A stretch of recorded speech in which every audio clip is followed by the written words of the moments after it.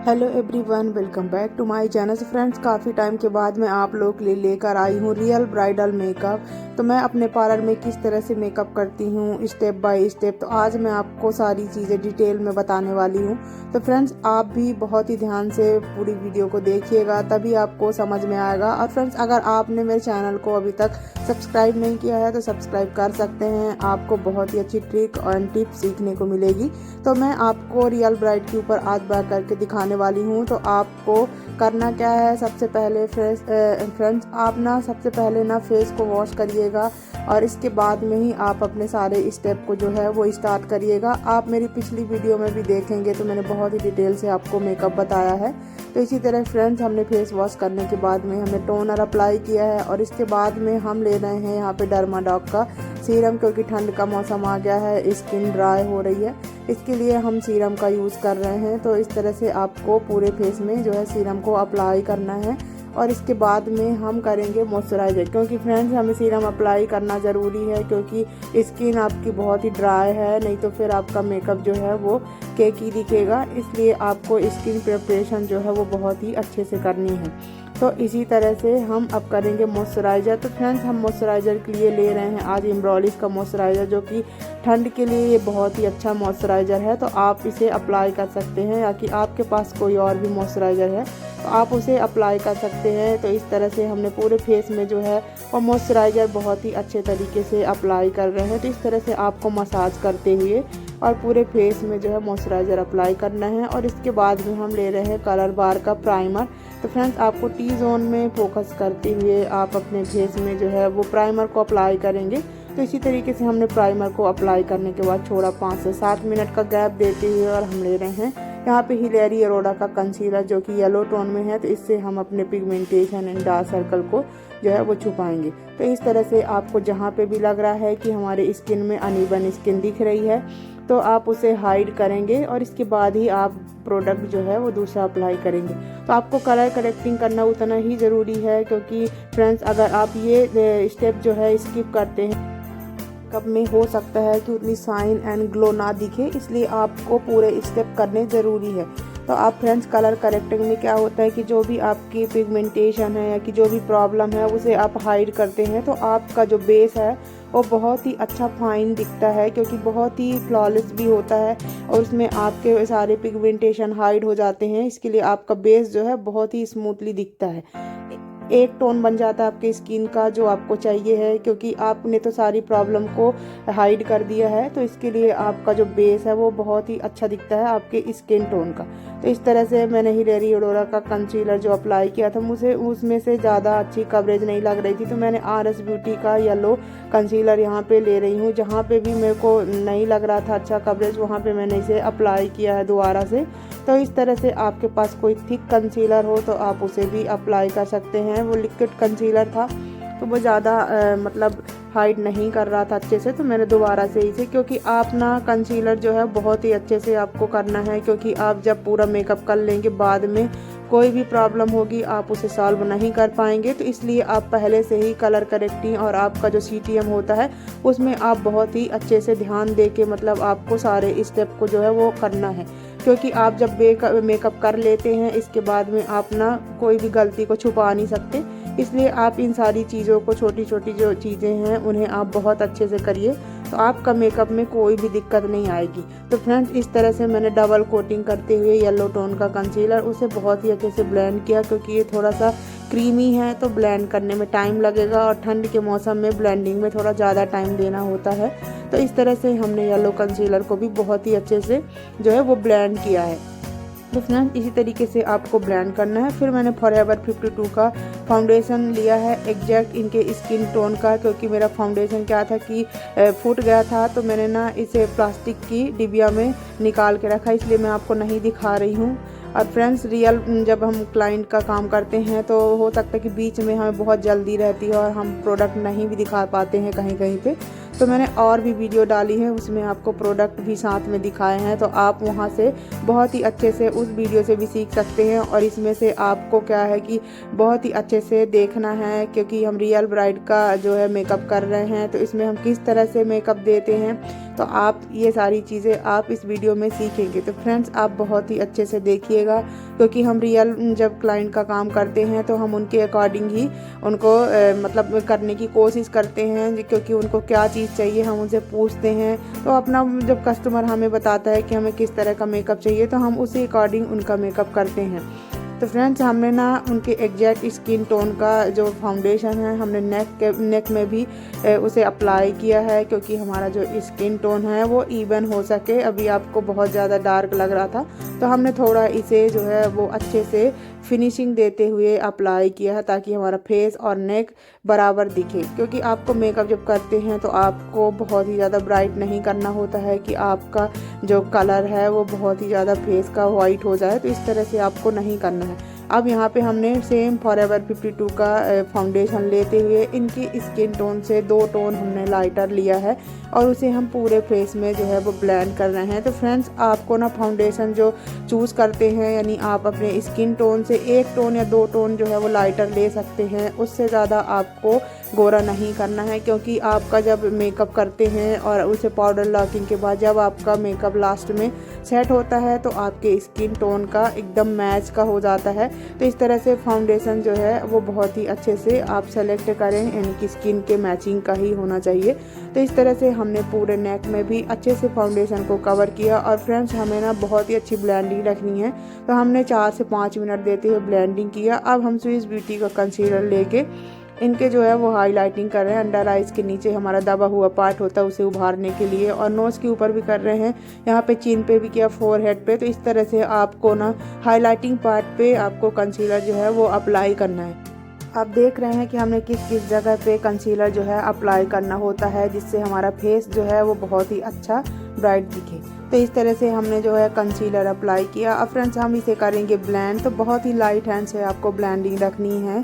तो इस तरह से आप ना जब अपने कस्टमर को मेकअप मतलब करते हैं बहुत ही अच्छे से, हमने यहाँ पे कोई भी महंगे प्रोडक्ट का यूज़ नहीं किया है। आप देख रहे हैं कि 1000 के अंदर के प्रोडक्ट है सारे। हमने मॉइस्चराइज़र थोड़ा सा महंगा जो है वो अप्लाई किया है। तो आपके पास निविया सॉफ्ट का मॉइस्चराइज़र अगर हो तो आप उसे भी अप्लाई कर सकते हैं, वो ठंड के मौसम के लिए बहुत ही अच्छा रहता है।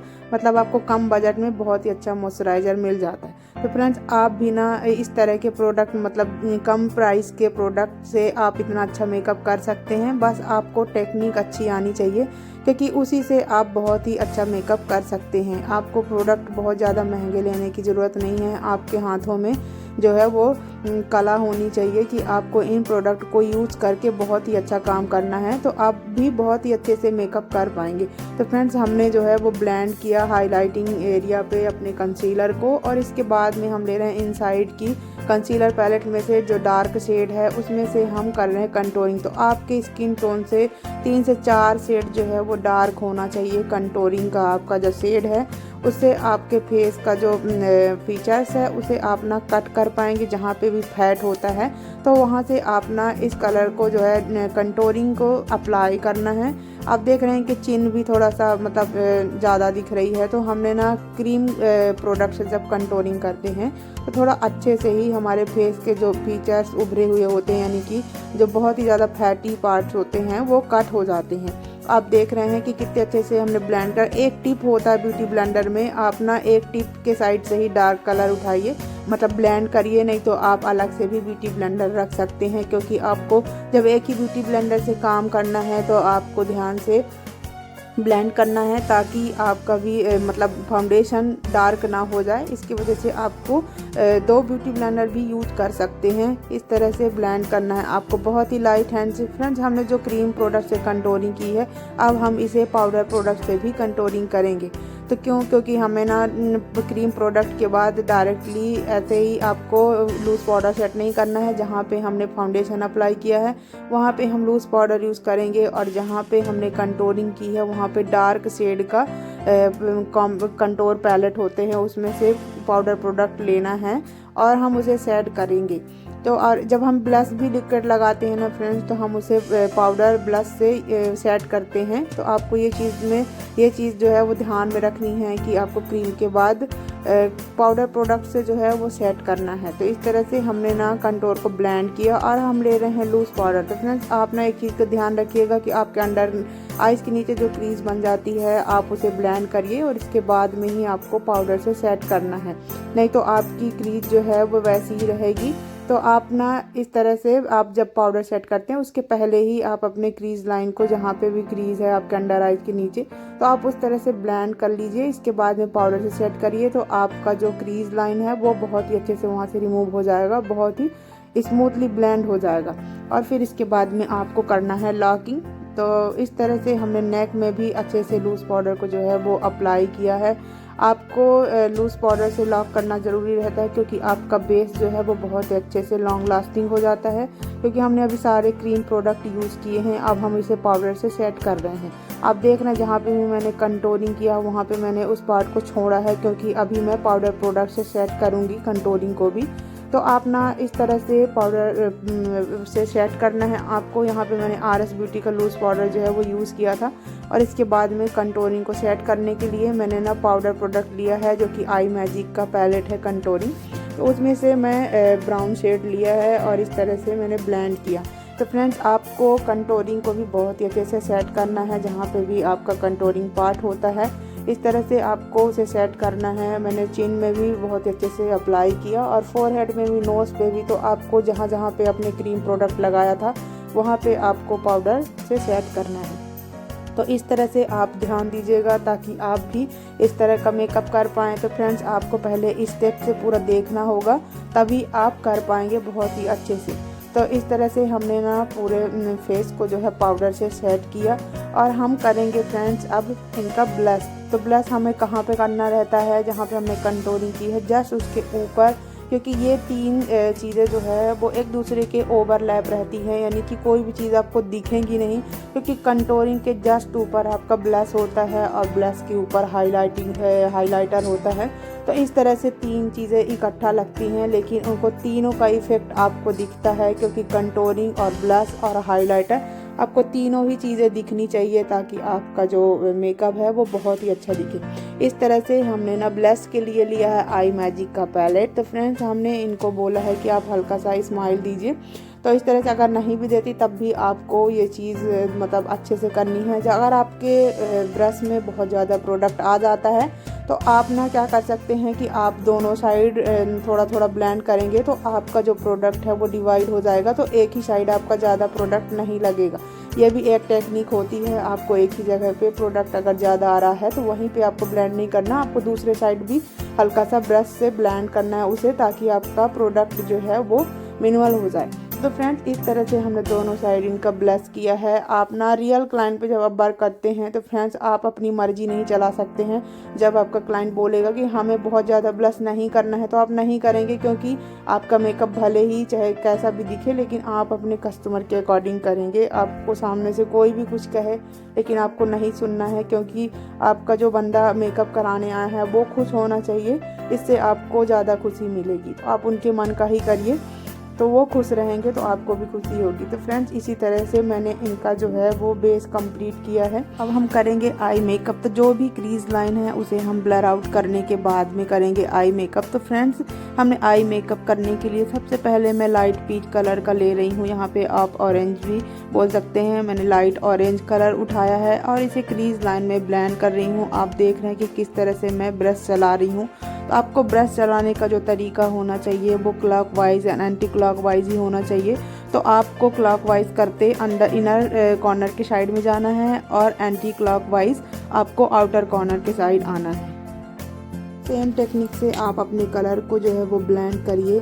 इस तरह से आप जब ब्लेंडिंग रखते हैं तो आपका कोई भी कलर एक ही जगह पे नहीं रह जाता है, बहुत ही स्मूथली आपका जो कलर है वो ब्लेंड हो जाता है। तो फ्रेंड्स आपका ना अब सेकंड शेड लेना है, तो हम ले रहे हैं यहाँ पे डार्क ब्राउन शेड। तो आउटर कॉर्नर पे ब्रश रखते हुए अब हम इसे अंदर के साइड में ब्लेंड कर रहे हैं। आपको बहुत ही अच्छी शेप देनी है जो कॉर्नर पे होती है। आपको बहुत ही ज़्यादा बाहर नहीं निकलना है डार्क कलर ले करके, क्योंकि उससे आई मेकअप बिल्कुल भी अच्छा नहीं लगेगा। तो इस तरह से आपको कॉर्नर का ध्यान रखते हुए और अंदर के साइड में आपको ब्लेंड करना है। जहाँ पे भी आपका एग्जैक्ट क्रीज होता है, जहाँ से क्लाइंट आपके आईज़ को ओपन करते हैं, वो क्रीज बनती है, आपको डार्क कलर वहाँ तक ब्लेंड करना है। उससे ऊपर आपका डार्क कलर नहीं जाना चाहिए, नहीं तो आपको ट्रांजिशन शेड है वो नहीं दिखेगा, उसके ऊपर ही वो ब्लेंड हो जाएगा। तो इसलिए आपको जो लाइट कलर का शेड है वो आपका दिखना चाहिए। इस तरह से आपको ब्लेंडिंग जो है वो क्रीज लाइन पे करनी है।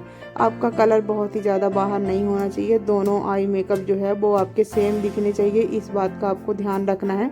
तो फ्रेंड्स, हमने ना सेकंड कलर को भी ब्लेंड किया। अब हम थर्ड शेड ले रहे हैं जो कि हमारा सिमरी शेड है। ये आपका गोल्डन शेड है, बहुत ही ज़्यादा मतलब डार्क शेड नहीं है ये, जो येलो टोन का होता है, थोड़ा सिल्वर मिक्स में गोल्डन शेड है। तो हम इसे अप्लाई कर रहे हैं। इनके आईज़ का जो साइज़ है वो आप देख रहे हैं कि आईब्रोज के उधर जो नीचे का साइज़ होता है वो बहुत ही छोटा है, तो हम इसे उभारने के लिए लगा रहे हैं सिमरी शेड। तो फ्रेंड्स, इससे आपकी मतलब आईज जो होती हैं तो इस तरह से जब आप करते हैं तो थोड़ी सी बड़ी लगती हैं। जब आपकी आईज़ ना थोड़ी सी बड़ी हो और स्पेस भी अच्छा हो तो उसमें तो स्मोकी भी अच्छा लगता है, लेकिन इनकी जो स्पेस है तो वो बहुत कम है, इसलिए हम इनर कॉर्नर पे आप देख रहे हैं कि थोड़ा सा ऊपर से जो गोल्डन शेड है, सिमरी शेड, हम उसे अप्लाई कर रहे हैं। इस तरह से आपका जो है ना आई मेकअप बहुत ही अच्छा दिखेगा। तो आपको कम स्पेस वाली आईज़ पे किस तरह से मेकअप करना है, आप इस तरह से उनको मेकअप दे सकते हैं जो आई मेकअप है आपका। इससे उनकी आईज़ ना थोड़ी बड़ी और बहुत ही अच्छी दिखेंगी। तो इस तरह से आप ना ब्राइड को आई मेकअप दे सकते हैं। और हमने लिया लाइनर लाइन पे ब्लैक कलर का शेड, जो कि आई शेडो कलर से हमने ब्लैक शेड उठाया है और उसको हम कर रहे हैं ब्लेंड। तो आप लाइनर लगाने से पहले सबसे पहले आपको यही करना है कि आप ब्लैक कलर का आई शेडो लीजिए और उसे आप ब्लेंड करिए। और हम इसके बाद में ले रहे हैं लाइनर। तो इसे हम ना लाइनर लाइन पे अप्लाई कर रहे हैं। ये लिक्विड जेल लाइनर है। तो फ्रेंड्स, हम इसे अप्लाई करने के बाद में ब्लैक कलर का आई शेडो ले करके इसे क्या है कि सेट कर रहे हैं। इससे आपका जो जेल लाइनर है बहुत ही अच्छे से सेट हो जाएगा और बिल्कुल भी नहीं फैलेगा इधर उधर। तो आप ब्लैक कलर के आई शेडो से इसे आप सेट कर सकते हैं। और इसके बाद में हमने लोअर लैश लाइन में भी सेम ब्लैक कलर ले करके और इसे ब्लेंड कर रहे हैं। तो आप ना आउटर कॉर्नर पे ब्रश रखिए और आपको अंदर के साइड में यानी कि इनर कॉर्नर के साइड में ब्लेंड करते हुए जाना है। सबसे पहला ब्रश जो आपको रखना है वो आपको इनर कॉर्नर पे नहीं रखना है, क्योंकि डार्क कलर जब आप लेंगे और डायरेक्टली इनर कॉर्नर से ब्लेंडिंग स्टार्ट करेंगे तो वहाँ पे आपका कलर ज़्यादा लग सकता है। इस तरह से आप हमेशा आउटर कॉर्नर पे ब्रश रखें।